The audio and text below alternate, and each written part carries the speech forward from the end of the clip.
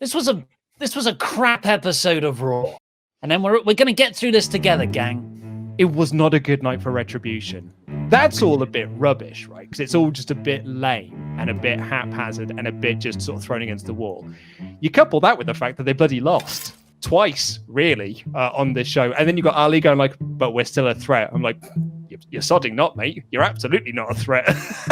Lana took on Asuka for the Raw Women's title. They reported that WWE were going to give Lana a babyface push. They think that Lana is their next mega babyface after she won the Battle Royal last week.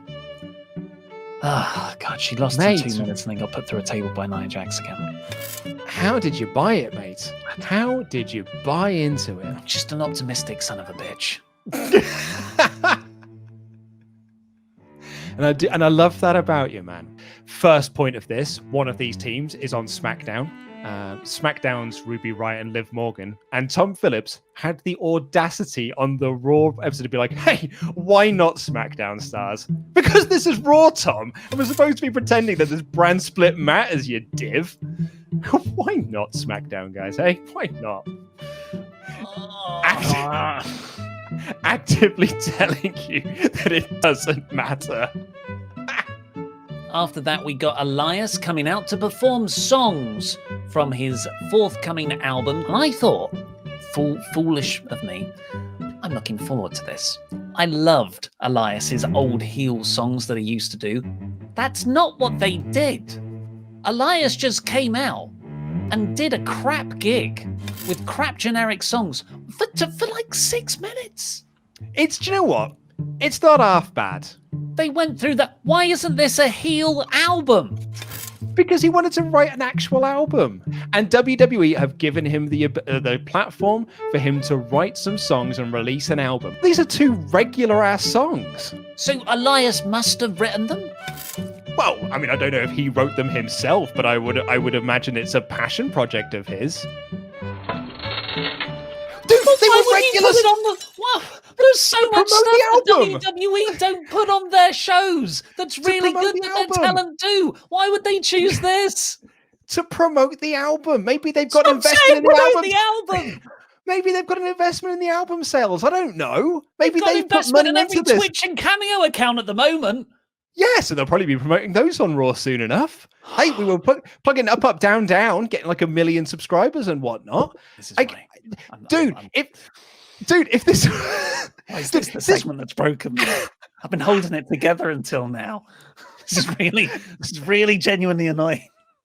Dude, if this wasn't a real album full of real songs that he wanted to do, they'd be comedy heel songs, right? But they're not. They're generic real ass songs. So it must just be something that he wanted to do.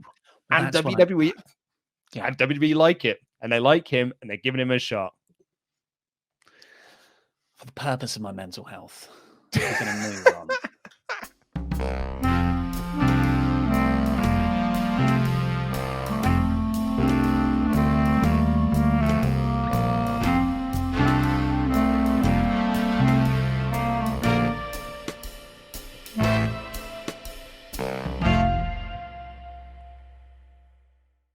Right, let's dive into the Patreon mailbag. If you want to submit a question to the mailbag, all you've got to do is become one of our awesome pledge hammers on a Patreon at any dollar amount. And leave a comment in the community tab. Do not email me. I will just lose it. And very lastly, actually, because this was quite one that's jumped out to me from Brian Heath. So my question isn't more of a wrestling question, but a life question. What is something you've learned about yourselves during this lockdown era of life? That's a loaded question. I learned, I don't know. I learned that I could do a lot more than I expected. Oh yeah, I mean, you are so busy. Yeah, I would say maybe that. I wasn't expecting to actually have work during all of this. I was very, very depressed about this whole situation, right at the start. I mean, look, I was on freaking unemployment because I lost all of my work, everything when this all started. So, I mean, kind of seeing where I was at the beginning and where I am now, it's a big change in a couple of months. So I don't know if that's necessarily something that I learned for myself, but it is something very different. And then also I've been getting more in touch with like I guess you can say my feelings, because I've been listening to more like different artists. I've been listening to like Lana Del Rey, which I just became obsessed with Lana Del Rey. And Lana Del Rey has taught me that it's okay when you're sad to really, really appreciate those feelings for what they are.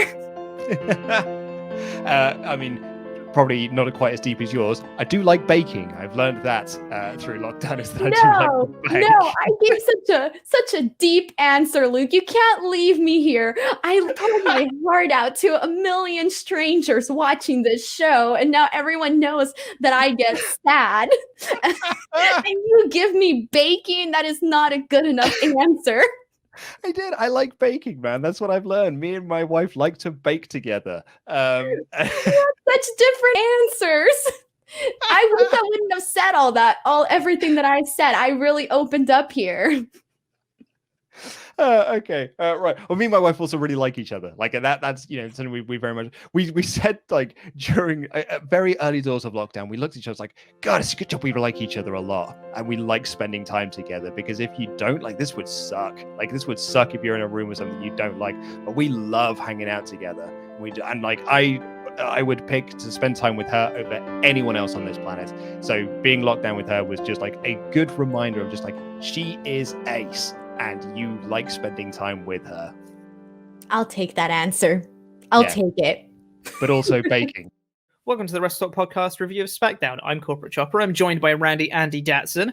If you're joining us here, make sure to subscribe and enable notifications, and check out our Hell in a Cell live reactions tomorrow, because your boy is going to be dressing up as Nikki Bella. If Luke loses, he's going to have to dress up as Nikki Bella for the entire live reactions. If I lose, Pete's going to have to dress up as Nikki Bella for the live reactions, because he's representing the Oli Authority. Monday night, Get Rowdy is your winning brand. It's going to be a time. Putting a wig on to try and get yourself over is the lowest form of low. That was the stipulation for the WWE draft. Mr. Davis lost, and he gave the opportunity to me. As we said before on the predictions video, it's a problatunity. I mean, I, for one, would never appear on YouTube in front of thousands of people in a stupid wig. Are you sure about that? It's the first ever Quizlemania champion in history. The WrestleTalk boys are massing. It's finally coming home. It's Andy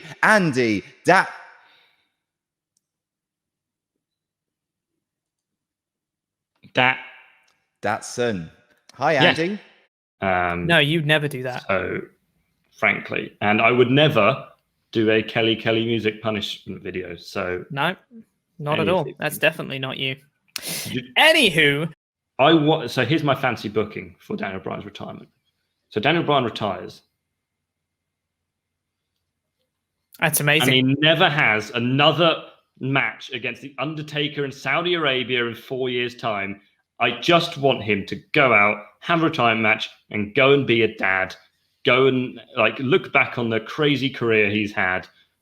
Genuinely one of the most astonishing wrestlers of our generation. I'm hoping that he gets the kind of book that maybe the last 6 months of his run, he'll just be like, okay, I want to face these people. I want to make sure that I have really good feuds with this collection of people, and we'll make it work. Like him having a mid-card to upper mid-card feud with Cesaro would be amazing. I knew you were going to say that.